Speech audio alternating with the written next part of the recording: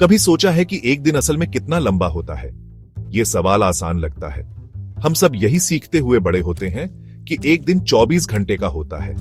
लेकिन अगर मैं कहूं कि यह पूरी तरह सच नहीं है, तो धरती का घूमना, अपने एक्सिस पर हमारे ग्रह का चक्कर लगाना, हमारे सोचने से थोड़ा ज्यादा कॉम्प्लेक्स है।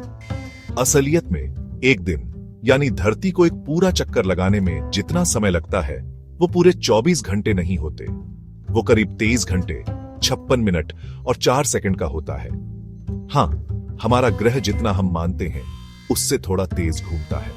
ये छोटा सा अंतर मामूली सा लग सकता है, लेकिन टाइम, ब्रह्मांड और जिंदगी को समझने के लिए इसके गहरे इंप्लीकेशंस हैं। धरती के घूमने में ये छोटा सा अंतर एक जरूरी सवाल उठाता है।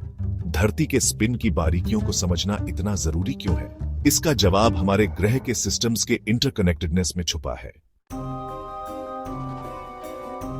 धरती का घूमना सिर्फ टाइम का पैमाना नहीं है, ये हमारे ग्रह की धड़कन है। ये हमारे दिन और रात तय करता है, मौसम के पैटर्न्स को प्रभावित करता है और हमारे ओशंस के नाजुक बैलेंस में भी भूमिका निभाता है। धरती के घूमने में बदलाव चाहे कितने भी सूक्ष्म हो, इन सिस्टम्स में रिपल इफेक्ट पैदा कर सकते हैं, जिससे ध्यान देने योग्य इफेक्ट्स पैदा होते हैं। एक घूमते हुए लट्टू की कल्पना करो। जैसे जैसे इसकी गति कम होती है, ये डगमगाने लगता है। इसी तरह धरती का घूमना पूरी तरह से एक समान नहीं है। ये कई फैक्टर से प्रभावित होता है, जिसमें चांद और सूरज का ग्रेविटेशनल पुल, हमारे ग्रह के पिघले हुए कोर की मूवमेंट और यहां तक कि बड़े पैमाने पर होने वाली वेदर इवेंट्स भी शामिल हैं। ये फैक्टर्स धरती की घूमने की स्पीड में बहुत कम वेरिएशंस पैदा कर सकते हैं। कभी इसे तेज कर देते हैं और कभी धीमा।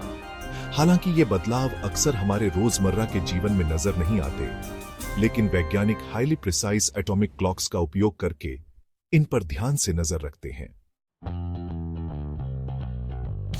आपने हाल के सालों में सुना होगा कि धरती पहले से कहीं ज्यादा तेजी से घूम रही है। क्या इन दावों में कोई सच्चाई है? इसका जवाब सीधे हां या ना में देने से थोड़ा ज्यादा न्यूएंस्ड है। यह सच है कि वैज्ञानिकों ने हाल के दशकों में धरती के घूमने की स्पीड में थोड़ी वृद्धि देखी है।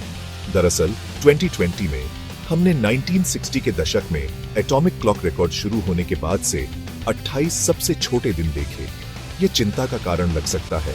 छोटे दिनों और बेकाबू होकर घूमती दुनिया की तस्वीरें मन में ला सकता है।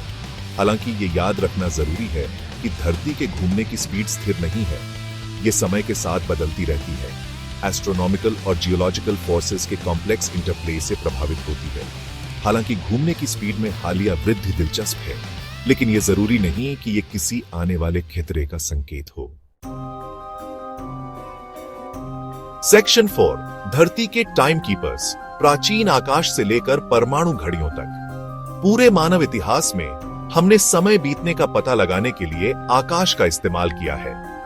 प्राचीन सभ्यताएं कैलेंडर बनाने और मौसमों पर नजर रखने के लिए सूर्य और तारों की प्रेडिक्टेबल मूवमेंट्स पर निर्भर करती थी। ये शुरुआती एस्ट्रोनॉमर्स धरती के घूमने के बारे में अच्छी तरह जानते थे, भले ही वो इसके पीछे के फिजिक्स को पूरी तरह से न समझते हो। आज हमने सन डायल्स की जगह एटॉमिक क्लॉक्स ले ली है, जो अब तक बनाई गई सबसे सटीक टाइम कीपिंग डिवाइसेस हैं। आधुनिक तकनीक के ये चमत्कार अविश्वसनीय प्रिसिजन के साथ समय को माप सकते हैं, यहां तक कि धरती के घूमने में थोड़े से वेरिएशंस का भी पता लगा सकते हैं। इन प्रिसाइज मेजरमेंट्स ने वैज्ञानिकों को अभूतपूर्व सटीकता के साथ धरती के घूमने की स्पीड को ट्रैक करने की अनुमति दी है, जिससे सूक्ष्म उतार चढ़ाव का पता चलता है, जो हमारे पूर्वजों के लिए पता लगाना असंभव होता। इन तकनीकी एडवांसमेंट्स के जरिए ही हम छोटे दिनों के हालिया ट्रेंड को ऑब्जर्व कर पाए हैं। सेक्शन 5, तेज होती धरती का रहस्य। हालांकि वैज्ञानिकों ने कई फैक्टर्स की पहचान की है जो धरती के घूमने को प्रभावित कर सकते हैं, हालिया स्पीड अप का असली कारण अभी भी एक रहस्य बना हुआ है। कुछ थ्योरीज का सुझाव है कि यह धरती के पिघले हुए कोर के सर्कुलेशन में बदलाव से संबंधित हो सकता है, जबकि अन्य ग्लेशियल मेल्टिंग के दीर्घकालिक प्रभावों की ओर इशारा करते हैं। एक प्रमुख हाइपोथेसिस तेज रोटेशन को ग्लेशियर्स के पिघलने से जोड़ता है। जैसे जैसे ग्लेशियर्स पिघलते हैं, वे धरती की सतह पर मैस को रिडिस्ट्रीब्यूट करते हैं। मैस का ये रिडिस्ट्रीब्यूशन धरती के मोमेंट ऑफ इनर्शिया को थोड़ा बदल सकता है, जिससे ये थोड़ा तेज घूमने लगती है। जैसे एक फिगर स्केटर अपनी बाहों को अंदर खींचने पर तेजी से घूमता है। हालांकि इस कॉम्प्लेक्स फिनोमिनन को पूरी तरह से समझने और धरती के बदलते रोटेशन में विभिन्न फैक्टर्स के सटीक योगदान को निर्धारित करने के लिए और ज्यादा रिसर्च की जरूरत है। सेक्शन 6, लगातार बदलती दुनिया। धरती के तेज होते रोटेशन की खोज एक पावरफुल रिमाइंडर के रूप में काम करती है कि हमारा ग्रह एक स्थिर, अपरिवर्तनीय गोला नहीं है। ये एक डायनामिक, लगातार विकसित होने वाला सिस्टम है जो लगातार इंटरनल और एक्सटर्नल दोनों तरह की ताकतों पर प्रतिक्रिया करता है।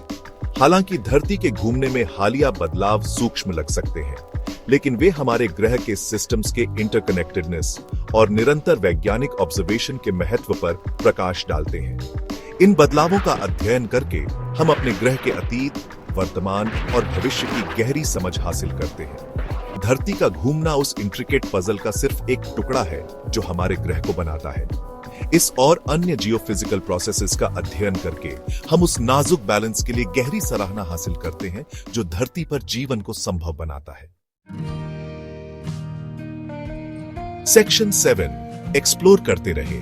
तो अगली बार जब आप अपनी घड़ी देखें या कैलेंडर पर नजर डालें, तो याद रखें कि जैसा हम जानते हैं, समय हमारे ग्रह के घूमने से जुड़ा हुआ है। धरती का घूमना एक फंडामेंटल फोर्स है जो हमारी दुनिया को आकार देता है, और इसकी कॉम्प्लेक्सिटीज को समझना हमारे ग्रह के नाजुक बैलेंस को समझने के लिए जरूरी है। तेज होती धरती पर आपके क्या विचार हैं? नीचे कमेंट्स में अपने विचार शेयर करें और संबंधित टॉपिक्स एक्सप्लोर करें।